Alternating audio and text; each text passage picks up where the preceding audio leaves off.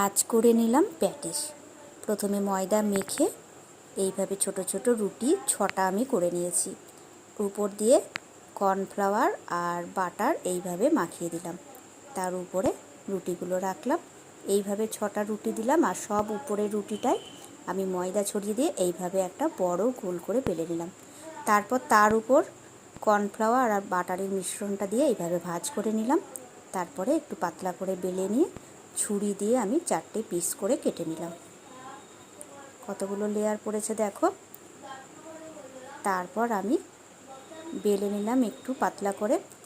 এটা আমি veg patties করব। ভেতরে মিশ্রণটা দিয়ে এইভাবে মুড়ে দিলাম। তারপর সাদা তেলে আমি একটু লাল লাল করে ভেজে নেব।